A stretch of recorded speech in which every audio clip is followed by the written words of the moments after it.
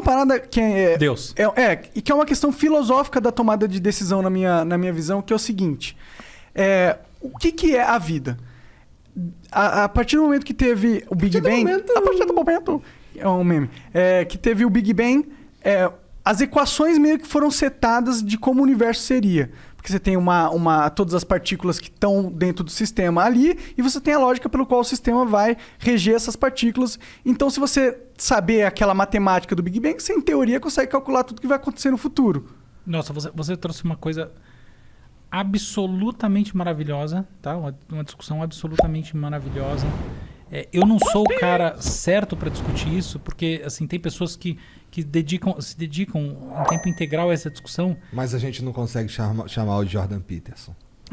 Não, mas o Jordan Peterson não discute isso também. É mais moral, a questão moral, mal e bem e tal. Mas aqui, só pra dizer o seguinte, olha só. Essa ideia é uma ideia que pressupõe que o movimento das coisas ao longo do tempo, ele é necessariamente o fruto de um grande algoritmo, certo? Ele obrigatoriamente, portanto, ele pode ser revertido às suas condições originais, perfeito? Existe uma teoria alternativa, que é uma teoria computacional do que diz o seguinte: é só na computação das coisas que as coisas vão se revelar. O que significa o quê? Existe um componente de acaso, vamos falar isso de uma maneira bonitinha, existe uma estocasticidade intrínseca, que quer dizer só o seguinte: shit happens, que não é previsível por mais que você tenha todas as equações do sistema original. Tá? Então, mas por que não é previsível? Por que não seria previsível? Se você tem a lógica e o que a lógica infere. Porque você tem porque existe uma impossibilidade na própria ideia de você ter o algoritmo fundamental. Essa é a ideia. Porque existe uma incompletude intrínseca na maneira de formular tudo o que é. Então, por exemplo, vamos definir qual é o algoritmo fundamental que gera tudo, tá bom? Então, ou seja, a partir desse algoritmo, todas as derivações vão estar contidas num sistema de predições, tá? Da mente de Deus. O problema desse algoritmo que habitaria a mente de Deus é que ele assume que existe uma completude na maneira de prever as coisas. Só que, eventualmente, existe uma incompletude intrínseca, que é uma incompletude que está na própria essência da matemática. E você não vai conseguir nunca ter esse algoritmo pela própria definição do que é um algoritmo. Entendi. O que no fundo é simples de entender. Só que a hora que a gente vai converter isso em equações e tudo mais, você vai chegar numa coisa alguns teoremas muito complexos. Não, imagina, para você provar que isso é verdade, imagino que... Pra provar a inconsistência matemática do universo, tá ligado? Exato. Assim, eu conheço gente, depois eu posso até indicar um cara pra vocês falarem. Talvez a pessoa mais inteligente que eu já vi na minha vida é o meu melhor amigo, por sinal, que é o Fábio Tal. Ele é um matemático, hoje em dia é professor titular do IME da USP. E ele é um cara que ele consegue colocar isso de uma maneira muito séria, porque ele conhece toda essa matemática. Então talvez seja uma pessoa legal para vocês conversarem sobre isso. E existem outras, tá? Mas o ponto... desculpa. É que eu só acho que se falou algoritmo de Deus, eu acho que é o oposto. Na minha visão, eu não acredito nessa visão o argumento que eu dei é destino.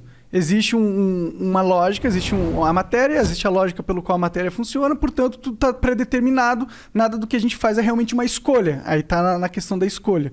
É sempre algo que a gente ia escolher isso porque é a lógica da vida. Eu não concordo com isso, eu não acho isso. Só que eu não acho que esse algoritmo tem a ver com Deus, justamente o oposto. Porque se esse algoritmo fosse verdade, a ideia de Deus não faz sentido. Muito bom, muito genial o que você falou, enormemente verdadeiro. Você não precisa de Deus para falar desse assunto, eu só usei a palavra Deus porque fica bonitinho. É isso mesmo. O algoritmo essencial. Talvez o algoritmo essencial não exista, porque existem hipóteses sobre como a gente pode criar fórmulas essenciais sobre as coisas que dizem que sempre haverá uma incompletude. Esse é o ponto, então, tá bom? E isso, na verdade, é um ponto que me deixa muito feliz, pelo qual ele aponta que talvez...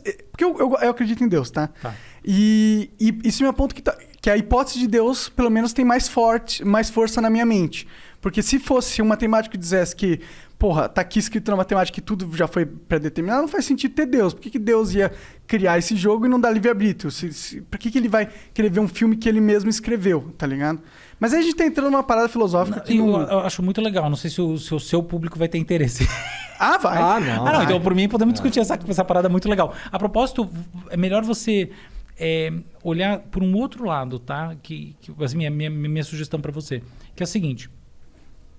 A questão do livre-arbítrio, ela não necessariamente ela precisa ser relacionada diretamente à questão da estocasticidade das decorrências ao longo do tempo, tá bom? Isso é... Eventualmente você pode dizer o seguinte, não existe livre-arbítrio porque para eu tomar uma ação e para eu processar alguma coisa na minha consciência e para eu ter um sentimento ou o que quer que seja, existe um processo que é estruturado dentro do sistema nervoso. E quando ele chega nessa etapa em que ele surge a consciência, na verdade ele está sendo lido. Ele não está sendo produzido.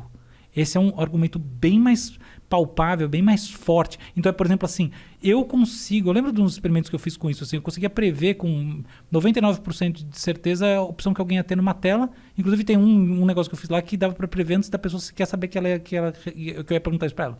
Tá, isso aí eu não sou... não, tem um monte de gente que fez isso, tá? Claro. Então, por quê? Porque os processos decisórios são construções que acontecem em camadas dentro do cérebro, alguns milissegundos antes de você efetivamente deliberar, você tem uma pré-construção. Então, esse seria supostamente um argumento contra o livre-arbítrio muito mais consistente, que não depende necessariamente de você falar de toda a capacidade preditiva, porque a gente está... Ela é uma discussão meramente teórica. Entendi. Tá? E a incompletude matemática, na verdade, ela não tem nada a ver muito com essa discussão, porque ela é uma discussão que está muito mais dentro da própria filosofia da matemática. Tá? Tem um cara chamado Gödel que escreveu sobre isso, tá? Na verdade criou um teorema e a partir dele um monte de filosofia em torno que gerou esse papo todo, e que eu fico até com vergonha de ficar falando muito, que os matemáticos acham que é a maior bullshitagem ficar conversando essas coisas, tá? Matemática... porque matemática... De derivações conceituais, filosóficas e neurocientíficas em cima dos... Ele acha que não dá pra determinar nada disso, só se importa com a matemática. Exatamente, que todo mundo que faz isso tá forçando uma barra monstruosa. Interessante, pô. Exatamente. De matemática. Não, a matemática é um tipo de louco legal, tá?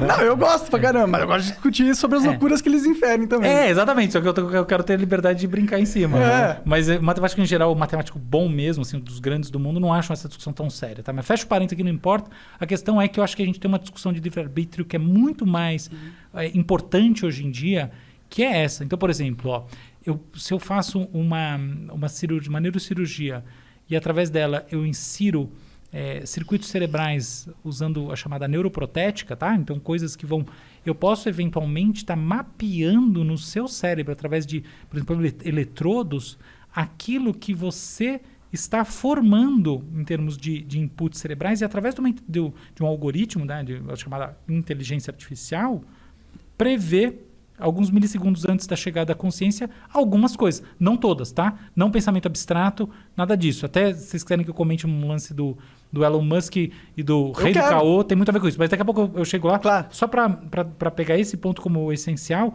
essa é a verdadeira discussão do livre-arbítrio hoje em dia do ponto de vista científico. Porque, de fato, os processos decisórios, os processos perceptivos, né, e as representações mentais na consciência, que em última análise são percepções, eles têm, e os processos motores, fundamentalmente, eles não são simplesmente emanações de si mesmo, eles são leituras que você faz de si mesmo. E elas tomam tempo, tá? Então elas têm... E não é o tempo... no sentido que os físicos tomam. Não. É o tempo do mundo físico, do mundo newtoniano, tá? Milissegundos, assim, tá? Não é o tempo. Não, é milissegundos. Toma tempo esse troço. E aí você consegue ter toda uma coisa que fala, puta, que belo livre-arbítrio é esse que eu consigo saber o que a pessoa vai fazer antes dela própria, entendeu?